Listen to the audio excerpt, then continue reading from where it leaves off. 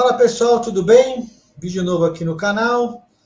Antes da gente começar com o conteúdo, eu gostaria de agradecer muito a presença aí dos alunos na Pelica Chess Academy, o grupo inaugural, né, que a gente teve aqui, com mais de 200 alunos. Um desafio muito grande, fiquei muito envaidecido e contente, né? Espero corresponder às expectativas, foi muito bacana a primeira aula, bastante feedback positivo. Queria agradecer bastante, uma honra para mim treinar essa quantidade de pessoas que se inscreveram nesse primeiro curso aí da academia, tá? Muito bem, isso posto, vamos agora para o vídeo. O vídeo é muito interessante, é uma partida bem legal, e como diz o nome do vídeo, eu gostaria que vocês tentassem descobrir qual foi o campeão mundial, né, que jogou essa partida. Vamos ver quem é, e vocês vão dar os seus pitacos depois da vinheta.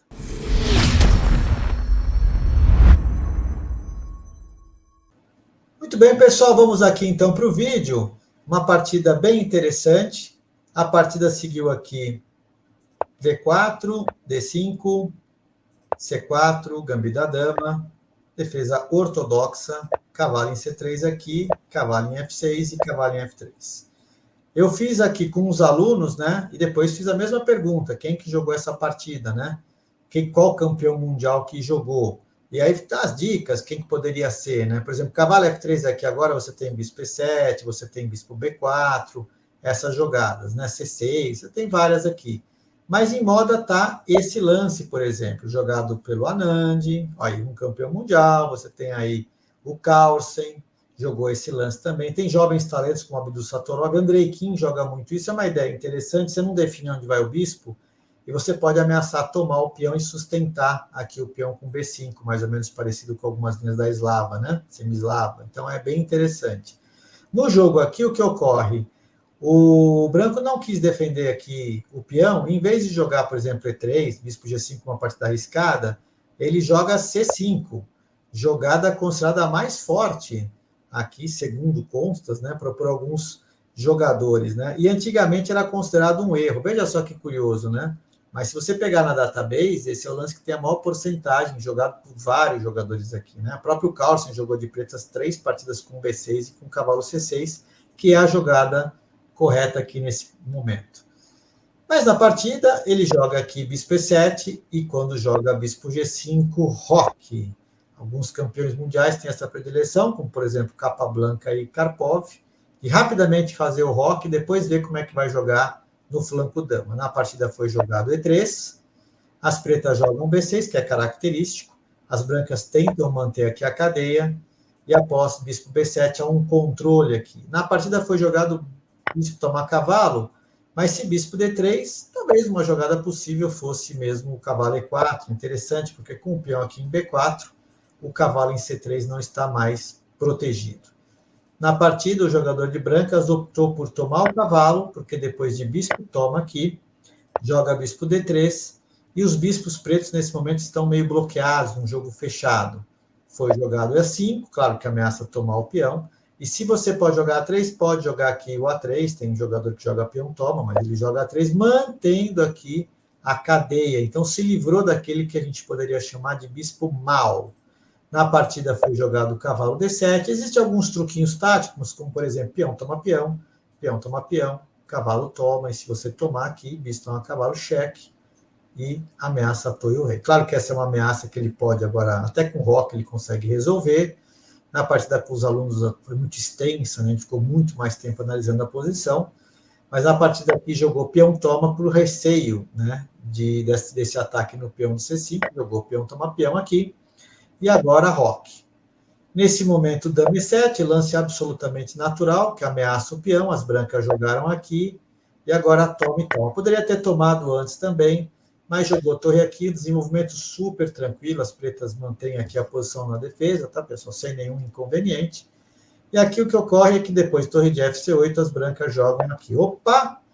Já estamos entrando no meio-jogo, é aquela história, né, pessoal? Quando entra no meio-jogo, a gente tem que olhar as ameaças. Uma ideia que o branco poderia fazer aqui é jogar cavalo A4 e depois tentar tomar o cavalo e já dar um triplex, né? Essa seria uma ideia. Eu tenho que tomar alguns cuidados, poderia talvez anular com bispo C6 depois jogar, e C6 é possível essa linha, mas o jogador de pretas optou por tirar o cavalo.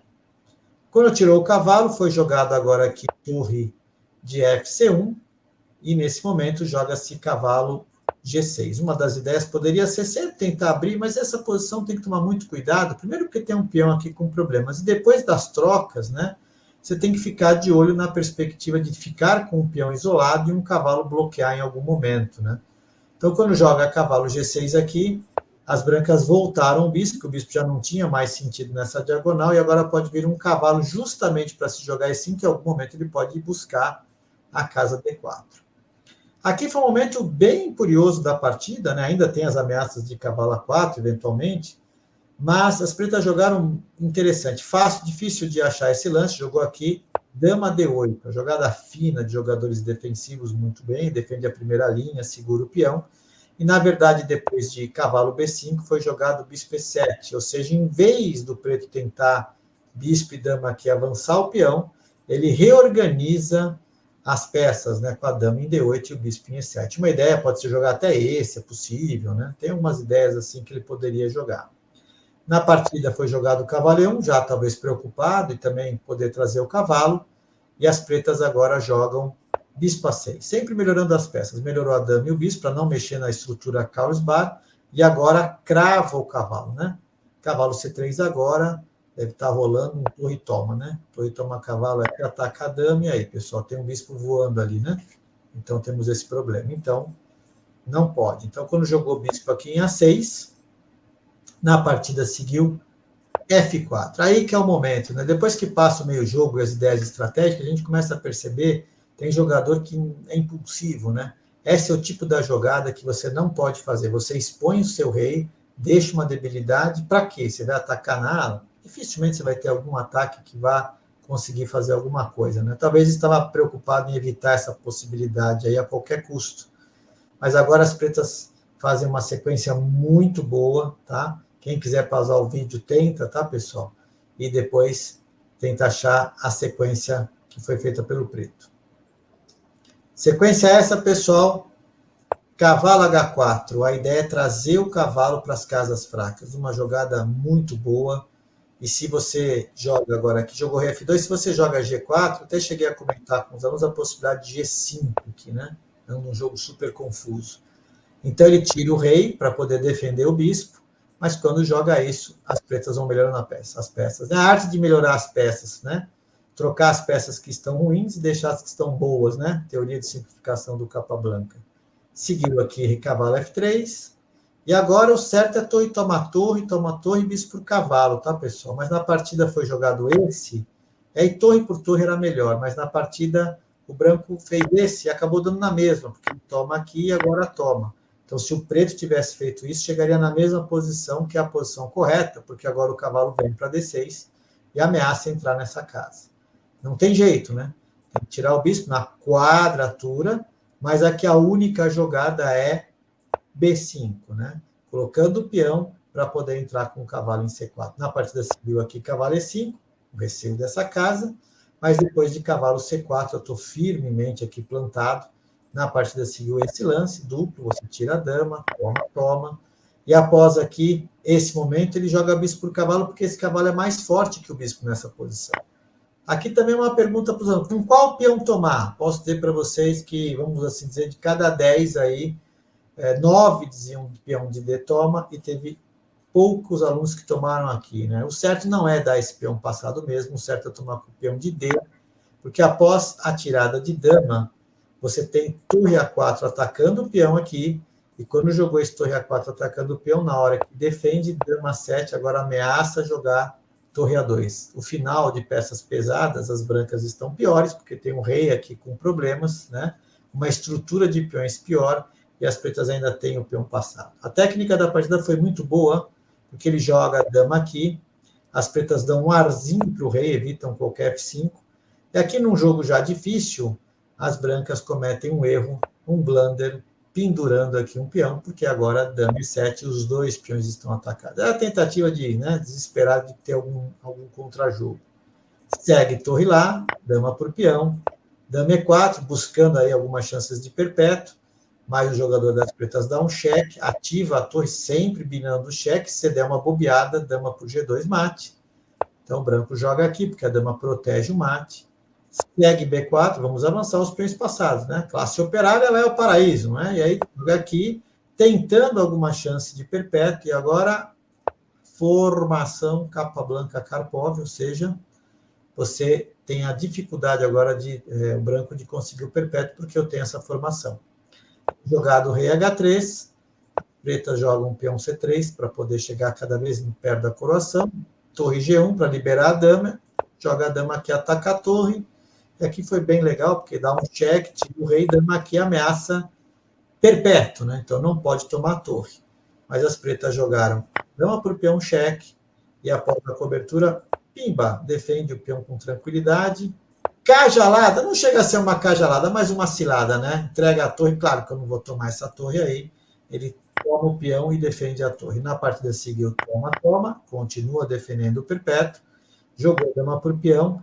E olha que luta, né? O jogador de brancas ainda deu um suador. Dama G1, ameaço Matias do Abdias, jogou agora a dama aqui, defendeu o mate, de novo ameaça perpétuo, então joga rei G7, dama aqui de novo, começando a ter alguma, né, chance, mas aí dama aqui não adianta bloquear, pessoal, porque temos o cheque, troca as damas, então teve que jogar dama E1, ele avança, dá um chequinho só para desbloquear o rei, mas depois de rei H7 tem que bloquear, mas agora a manobra é tranquila, dama F5 cheque, tirou o rei, dama aqui para ameaçar, dama aqui, dama D1, tentou o último esperneio, quando deu cheque não pode descer, que eu troco as damas, tive que jogar aqui, peão, dama D1 ameaça a dama, peão por peão cheque, e agora peão por peão, dama F4. E aí o que é que joga aqui? Claro que não vai fazer dama, né, pessoal? Que aí cheque, e você joga no lixo uma partida bem jogada, né? É simplesmente dama H1 mate. A partida terminou aqui, né? O abandono do jogador das brancas. Partida com abertura legal. Essa partida tem um meio jogo muito bem colocado com os planos, depois se transformou num final de peças pesadas, em que a técnica do jogador das pretas foi muito boa, né? E aí, pessoal, resuminho rápido da partida. Saberia dizer quem é que jogou? Tive de tudo aqui. A maioria falou Karpov, Capablanca, alguns Carlsen, porque o A6 foi jogado por ele, mas eu falei, campeonato mundial, né? E eu surpreendi a todos com o Staunton, Howard Staunton. Essa partida foi jogada em 1843, no match do Staunton contra o Sanamã.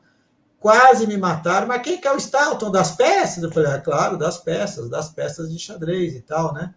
Um cara que dominou o xadrez em 1843, talvez um pouco antes, até 1852, por ali, né? Porque ele fez o torneio internacional, primeiro o torneio internacional só em Londres, em 1851, torneio que ele teve muito esforço para conseguir levar o torneio para lá, o torneio ganho pelo Anderson, né? Depois ele fez várias revistas, escrevia bastante sobre xadrez, um cara que, enfim, divulgou bastante o jogo, né? Também era um cara que escrevia sobre Shakespeare, né? Ou seja, e pouca gente conhece, né? O pessoal fala das peças, né, e tal, mas é uma época curiosa. Nós estamos falando de 1843, pessoal. Olha que partida bem jogada. Poderia passar por um Capablanca, por um Karpov, por um Carlsen, né, o estilo do jogo, mas é uma partida dessa época. Aí os mas como assim campeão mundial? São os campeões mundiais oficiais, né, que a gente tem, né? Então, a gente tem o Rui Lopes lá atrás, você depois tem o Greco, aí o Filidor.